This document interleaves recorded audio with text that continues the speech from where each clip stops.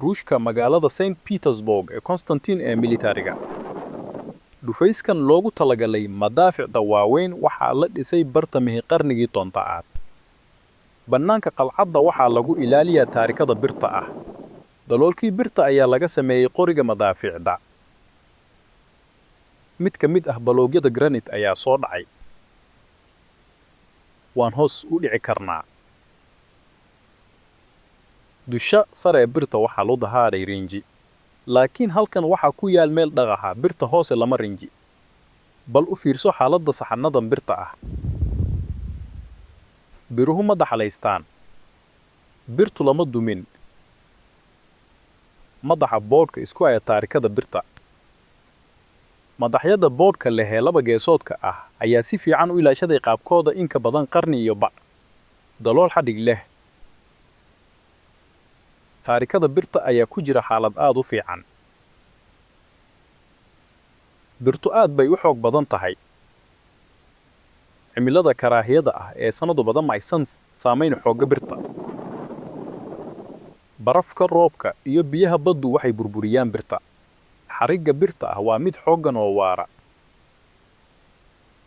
Xariijimahan biraha ah waxay hayaan dhagxaanta. Xarigga birta ah ayaa sidoo kale la sameeyay qarnigii 10aad. Xilliga diiran waxaa lagu dhaqaa biyaha badda. Buufiska ka soo baxa hirarka ayaa ku dhaca birta. Laakiin biraha qadiimiga ah ma daxalaystaan. Si kastaba ha ahaatee, gudaha qalcadda waxaan ku aragnaa bir gebi ahaanba ka duwan. Bir daxalaysan.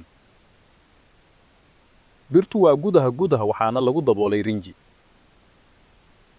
Laakiin alaabooyinka birta ayaa miridhku aad u badan yahay.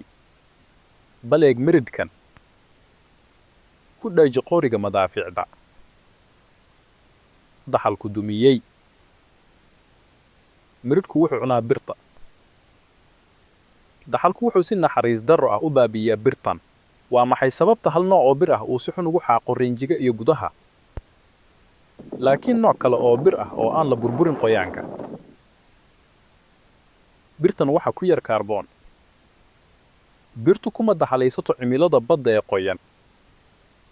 Laakiin birtani aad bay u jilicsan tahay. Birta leh kaarboonka hoose uma adkayso culayska culus. Birta leh kaarboonka ka kooban yahay aad bay u xoog badan tahay. Qaabab adag ayaa laga samayn karaa birtan oo kale. Laakiin birta noocan oo kale aad bay u daxalaysaa. Halabuurka kiimikada kala duwan ee birta. Tani waa sirta birta qadiimiga ah ee aan nadiifka ahayn.